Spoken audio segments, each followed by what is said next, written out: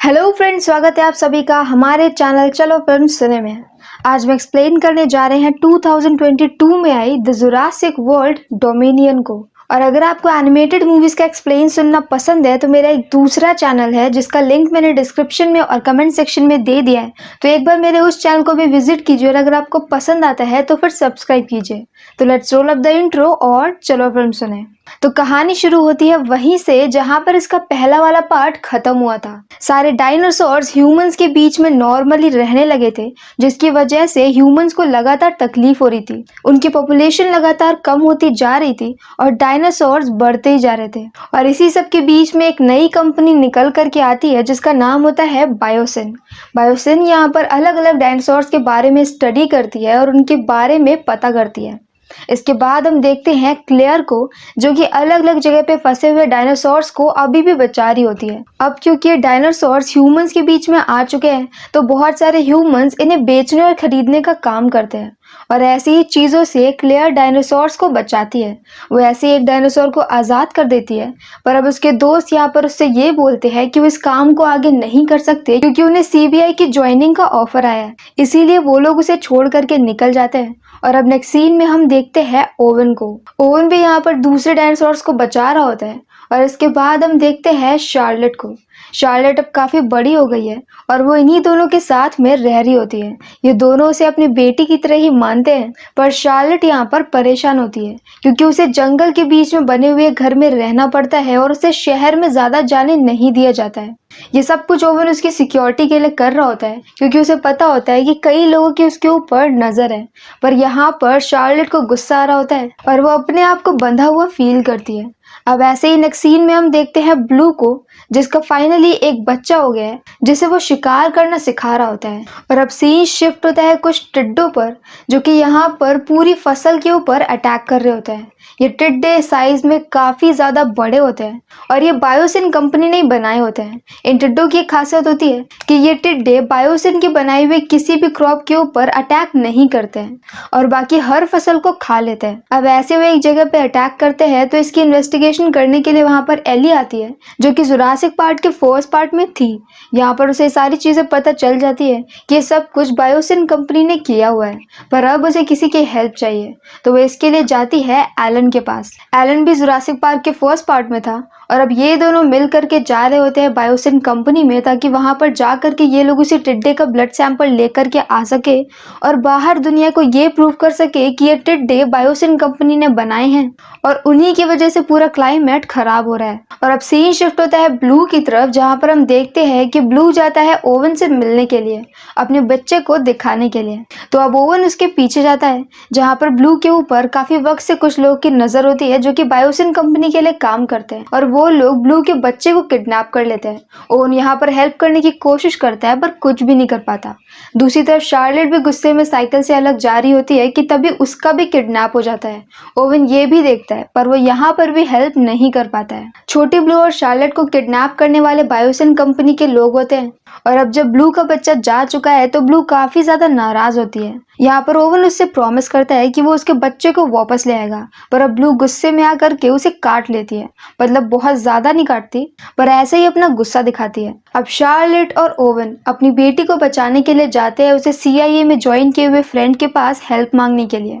उनका वो दोस्त उस आदमी के बारे में उन्हें बता देता है जिसने कि शार्लेट का किडनैप किया है। उसका नाम होता है राइन। राइन इस वक्त जहाँ पर गया हुआ है, सीआईए का वो एजेंट ये बताता है कि वहाँ पर काफ़ी सारे एजेंट अंडरकवर काम कर रहे हैं, तो वो लोग ओवन की हेल्प कर सकते हैं। तो इसके बाद ओवन और शार्लेट वहीं के लिए निकल जाते हैं। नेक्स्ट सीन में हम एली और एलन को देखते हैं जो कि बायोसिन कंपनी में पहुंच चुके होते हैं। यहाँ पर हम डॉक्टर इयान को देखते हैं जो कि फर्स्ट पार्ट में था और उनका दोस्त होता है। यही रीज़न होता है कि वो लोग इजीली बायोसिन कंपनी में जा चुके होते हैं। यहाँ पर वो बायोसिन कंपनी के ओनर से मिलते हैं जो कि उनका फैन होता है और वो उन्हें उनकी जगह का एक टूर करने के लिए बोल देता है। इसके बाद हम एक वर्कर को देखते हैं जो कि वैसे तो वहीं पर काम करता है, पर इस वक्त वो एली और एलन का गाइड है। अब यहाँ पर डॉक्टर यान चुपके से एली को एक वॉच देते हैं। इस वॉच में एक ऐसा बायोमेट्रिक लगा होता है कि ये कहीं पर भी एक्सेस दिला सकती है और ये वॉच लेकर के वो लोग सैंपल लेने के लिए निकल जाते हैं। अब नेक्स्ट सीन में हम कैरोलिन को देखते हैं जो कि डायनासोर्स की डील करती है। मतलब कि वो डायनासोर्स खरीदती और बेचती है। पर यहाँ पर वो बायोसिन कंपनी के कुछ लोगों से डायनासोर को खरीद रही होती है कि तभी वो वहाँ पर शार्लेट को देखती है। वो एक आदमी से पूछती भी है कि ये कौन है, पर वो उससे कह देता है कि उसे अपने काम से मतलब रखना चाहिए। अब कैरोलिन यहाँ से निकल जाती है और सीन शिफ्ट होता है क्लेयर और ओवन की तरफ, जो कि एक ऐसी जगह पे होते हैं जहाँ पर अलग अलग डायनासोर्स की फाइट कराई जाती है। मतलब कि वो डायनासोर्स जो कि छोटे होते हैं। यहीं पर डायनासोर्स को खरीदा और बेचा भी जाता है और यहीं पर कैरोलिन भी अपने डायनासोर को बेचने के लिए आई होती है। कैरोलिन जब क्लेयर को देखती है तो उसे लगता है कि ये कोई सीधी सादी लड़की है, तो वो जा करके उससे ये बोलती है कि उसे यहाँ से निकल जाना चाहिए। तो अब क्लेयर उसे शार्लेट की फोटो दिखाती है और उसके बारे में पूछती है। तो यहाँ पर कैरोलिन उसे कुछ भी नहीं बताती और वहां से निकल जाती है। पर अब यहाँ पर ओवन CIA एजेंट की हेल्प से राइन को ढूंढ लेता है और उनके बीच में फाइट शुरू हो जाती है। इस फाइट के बीच में सारे डायनासोर्स खुल जाते हैं और एक दूसरे के ऊपर अटैक करना शुरू कर देते हैं। ये डायनासोर पूरे शहर में भागने लगते हैं और ओवन उनसे बच करके भाग रहा होता है। क्लेयर भी यहाँ पर एक ऐसी लेडी को पकड़ लेती है जिसे कि शार्लेट के बारे में पता होता है।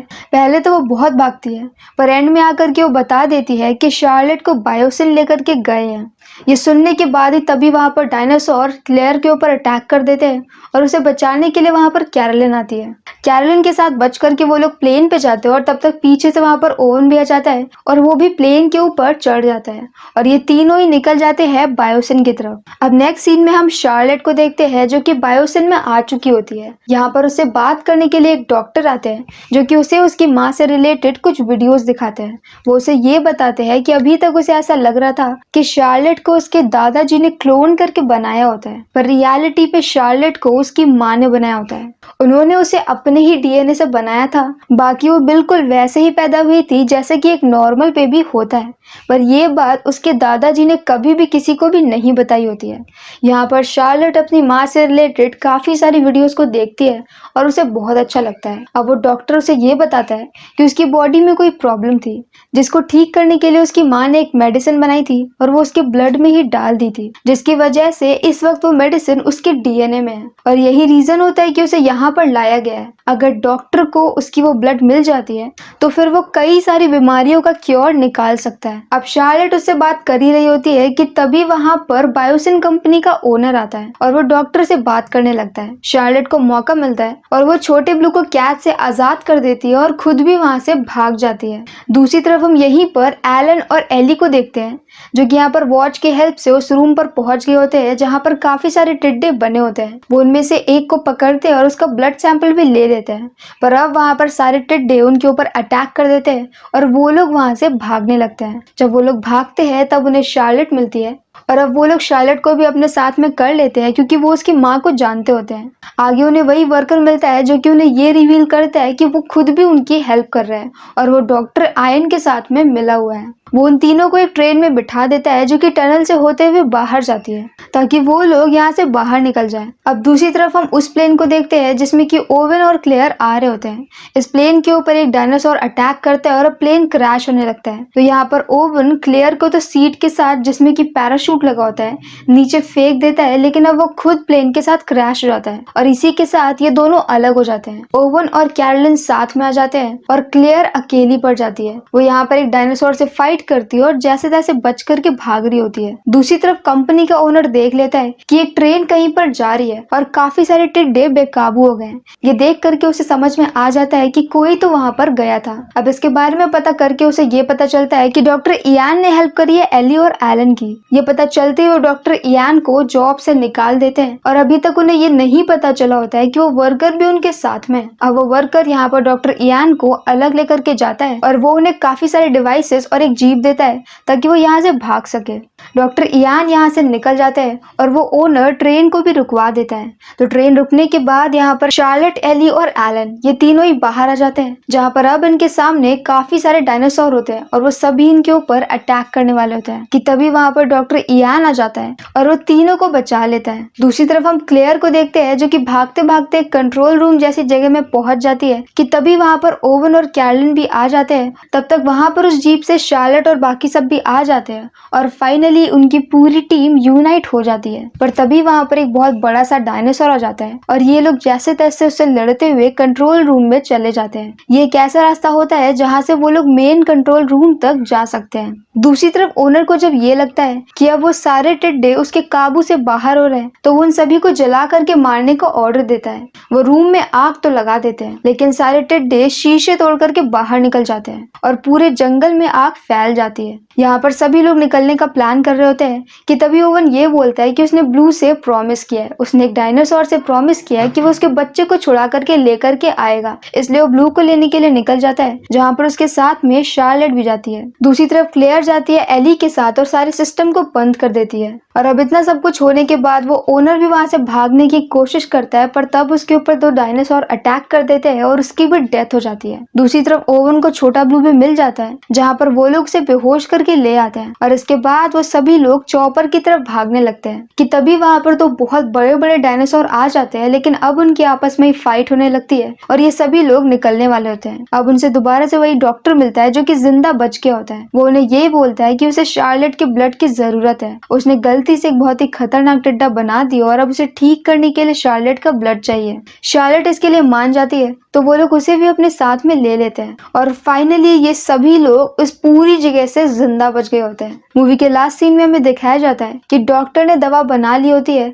और क्लाइमेट दोबारा से सुधरने लगता है। गवर्नमेंट ने ऐसा डिसाइड किया होता है कि डायनासोर्स को कोई भी प्राइवेट कंपनी हैंडल नहीं करेगी और वो जिस आइलैंड पे रहते हैं उसे वहाँ की नेशनल सेंचुरी बना दिया जाएगा और वहाँ पर कोई भी ह्यूमन जाकर के कुछ भी इंटरप्ट नहीं करेगा। ओवन जाकर के ब्लू को उसका बच्चा वापस कर देता है। शार्लेट जो कि अभी तक क्लेयर के साथ अपने रिश्ते ठीक नहीं कर पाई होती है, फाइनली वो उन दोनों को समझ जाती है और इन तीनों की एक हैप्पी फैमिली बन जाती है और इसी हैप्पी एंडिंग के साथ ये मूवी यहीं पर खत्म हो जाती है। अगर आपने इसके पहले के सारे पार्ट्स देखे हैं तो शायद ये पार्ट आपको उतना ज्यादा पसंद नहीं आएगा। इसके पहले वाला पार्ट द फॉलन किंगडम देख करके मैंने इस मूवी से काफी ज्यादा एक्सपेक्टेशंस हाई कर ली थी, लेकिन मुझे मूवी उतनी ज्यादा अच्छी नहीं लगी। ये मेरा अपना ओपिनियन है। तो अगर आपको ये मूवी कैसी लगी ये आप मुझे कमेंट सेक्शन में बता सकते हैं कमेंट करके। और अगर आपको मेरी वीडियो पसंद आई है तो प्लीज मेरे चैनल को लाइक करें, शेयर करें एंड सब्सक्राइब करें। तो मिलते हैं नेक्स्ट वीडियो के साथ। Bye bye.